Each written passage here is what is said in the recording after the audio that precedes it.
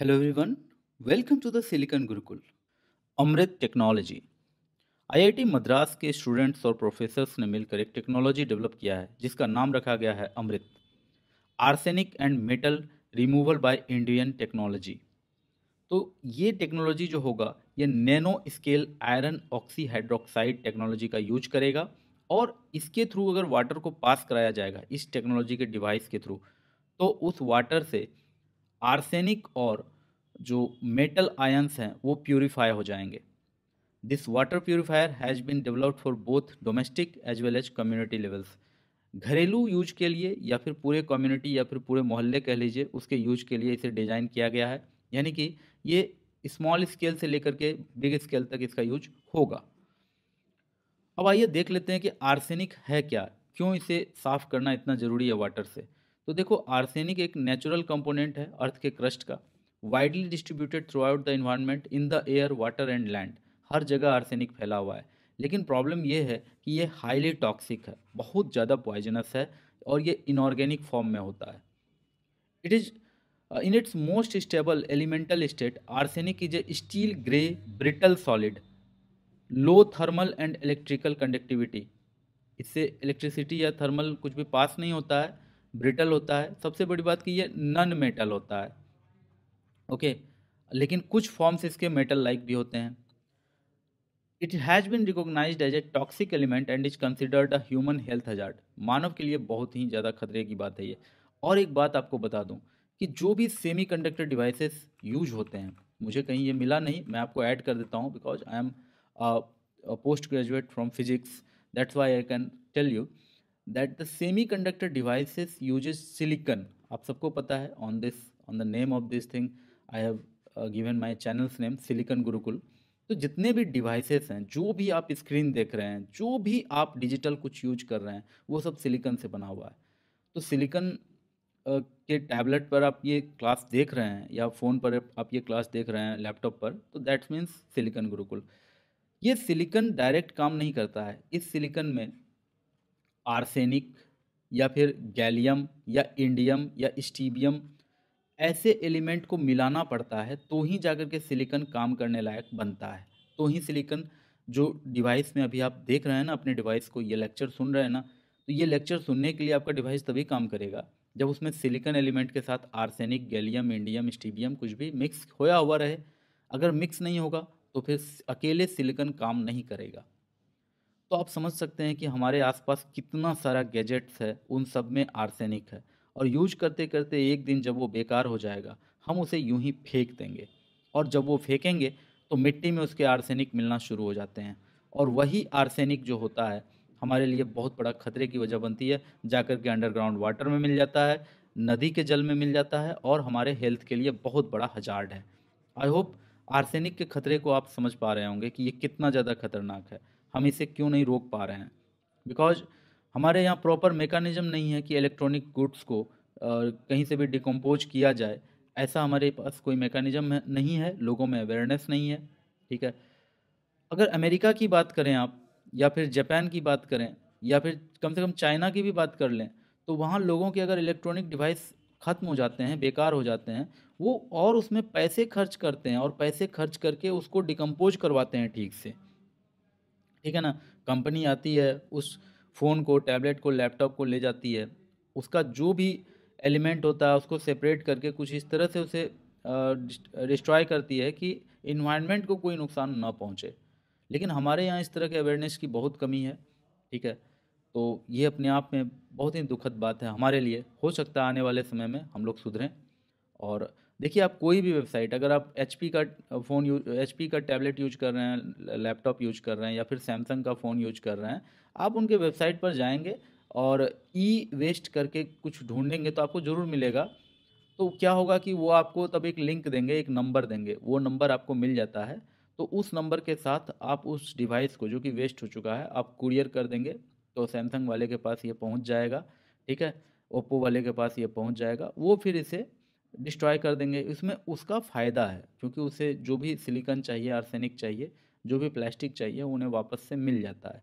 और आपका क्या फ़ायदा है कि आपके आसपास का एरिया क्लीन रह जाएगा, आपके घर के ग्राउंड वाटर में आर्सेनिक नहीं पहुंच पाएगा। ये आपके लिए फ़ायदे की बात है और उनके फ़ायदा का ये बात है। लेकिन हाँ, आपको थोड़ा-सा खर्च करना होगा, आपको थोड़ा टाइम स्पेंड करना होगा और आपको अपना पैसे लगाकर कुरियर करके अपना डिवाइस इन कंपनी तक पहुँचाने होंगे। तो आई होप, मुझे लगता है कि मैंने थोड़ा-सा अवेयरनेस इस वीडियो के थ्रू क्रिएट कर दिया है आपके साथ। तो long term intake of arsenic contaminated water leads to arsenic poisoning और आर्सेनोसिस। स्किन कैंसर हो सकता है आर्सेनिक के कारण, ब्लैडर कैंसर हो सकता है, किडनी कैंसर, ओके, लंग और डिजीज ऑफ स्किन हो सकता है। और थोड़ा अगर ज़्यादा आर्सेनिक मिल जाए ना बॉडी के फूड इंटेक में या फिर वाटर इंटेक में, तो आदमी तुरंत मर भी सकता है। वर्ल्ड हेल्थ ऑर्गेनाइजेशन ने कहा है कि ड्रिंकिंग वाटर में मैक्सिमम 0.01 मिलीग्राम पर लीटर, यानी कि 10 माइक्रोग्राम पर लीटर आर्सेनिक अलाउेबल है। यानी कि इतना आर्सेनिक अगर पानी में जा रहा है तो शायद आदमी को कुछ ना हो। लेकिन इंडिया में, अगर अनफॉर्चुनेटली हम इंडिया में देखें, तो permissible limit of arsenic in India is absence of an alternative source 0.05 milligram, यानी कि 50 माइक्रोग्राम पर लीटर ऐसा परमिसिबल लिमिट है। और कहीं कहीं तो इससे भी ज़्यादा आर्सेनिक वाटर में पाया जाता है। जहाँ से मैं ये वीडियो रिकॉर्ड कर रहा हूँ ये अररिया बिहार है, और यहाँ पर पूरे बिहार में आर्सेनिक की मात्रा, पूरे बिहार में सबसे अधिक आर्सेनिक की मात्रा वाले डिस्ट्रिक्ट में ये भी इंक्लूडेड है। Also, the technology has been recommended by the erstwhile Standing Committee of the Department of Drinking Water and Sanitation for the examination of the best technologies concerning water and sanitation. तो जो department of drinking water and sanitation है उसने भी इस technology को recommend किया है। तो आगे देखते हैं, हमारे बीच भी ये टेक्नोलॉजी आ जाएगा तो हमारे लिए बहुत ही अच्छी बात होगी, बिकॉज आर्सेनिक कितना हेल्थ हजार्ड है, कितना बड़ा हेल्थ हजार्ड है, अभी हमने डिस्कस किया है। Organisation of Islamic Cooperation. Recently, India rejected a statement issued by the OIC on the judgment of the Supreme Court upholding the abrogation of Article 370 that guaranteed special status of Jammu and Kashmir. तो आप सबको पता है कि 11 दिसंबर के दिन, 11 दिसंबर 2023 के दिन क्या हुआ था। सुप्रीम कोर्ट ने, जो केंद्र सरकार ने आर्टिकल 370 को हटाया है इंडियन कॉन्स्टिट्यूशन से, उसके इस फैसले को सुप्रीम कोर्ट ने अपहोल्ड कर दिया था। दैट मीन्स सुप्रीम कोर्ट ने कहा था कि बिल्कुल सही हुआ है, because 370 was a temporary provision, इसे तो हटना ही था। इस पर जो OIC है, ऑर्गेनाइजेशन ऑफ इस्लामिक कोऑपरेशन है, उसने अपना नेगेटिव रिएक्शन दिया था। OIC ने यह कहा था कि ये गलत बात है। तो इस पर इंडिया ने अपने स्टेटमेंट द्वारा OIC के उस स्टेटमेंट को बिल्कुल रिजेक्ट किया है। इंडिया ने कहा कि ये इंडिया का अपना इंटरनल मैटर है, ministry of external affairs said in a statement. तो अब आइए OIC के बारे में थोड़ा देख लेते हैं। It is the second largest organisation in the world after the United Nations. अगर यूनाइटेड नेशंस की बात करें तो उसके बाद दुनिया का दूसरा सबसे बड़ा ऑर्गेनाइजेशन कौन है, तो OIC है, organisation of Islamic cooperation. It was established in September 1969 upon a decision of the historic summit that took place in Rabat kingdom of Morocco on September 25, 1969 as a result of the criminal arson of Al-Aqsa Mosque in occupied Jerusalem। तो Jerusalem में अल Aqsa mosque में कुछ criminal arson हुआ था, उसके response में ये Organisation of Islamic Cooperation create किया गया था। The OIC is the collective voice of the Muslim world to ensure and safeguard their interest in economic, social and political areas. इस map में जो कंट्रीज आपको green colour के दिख रहे हैं, दोज आर मेंबर स्टेट्स, और ये जो ब्लू कलर है, okay, these are the observer states, and the red colour map are suspended states. ये जो आप सस्पेंडेड देख रहे हैं, this is perhaps Syria. Okay, बात करें अगर इसके टाइप की, तो OIC जो है वो एक इंटर गवर्नमेंटल ऑर्गेनाइजेशन है।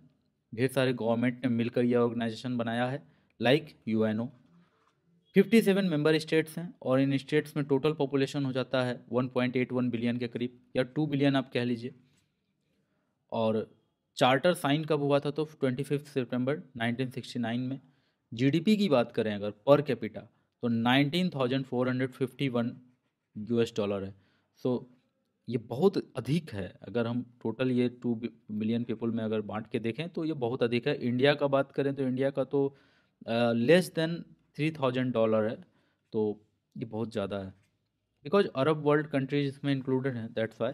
और जीडीपी नॉमिनल की बात करें, अच्छा पीपीपी की बात हुई थी ना, पीपीपी की बात हुई थी तब तो फिर लेस देन 7 या 8,000, लेस देन 8,000 है इंडिया का। इंडिया से कंपेयर करो तो भी बहुत अच्छा है अभी भी, अगर पीपीपी पे बात करें। और ये 3,000 मैंने लिखा था, लेस देन 3,000, ये बात कर रहा था मैं नॉमिनल की। तो इंडिया का तो लेस देन 3,000 है, करीब वही 2,200 या 2,300 है। तो उस हिसाब से भी, नॉमिनल के हिसाब से भी यहाँ 9,361 है। और पीपीपी बेसिस पर भी बात करूँ तो लेस देन 8,000 US डॉलर है। तो वहाँ भी ये बहुत अच्छा परफॉर्म कर रहा है economically. So this was the crux of the news. Thank you so much for watching, मिलते हैं नेक्स्ट सेशन में, गुड बाय।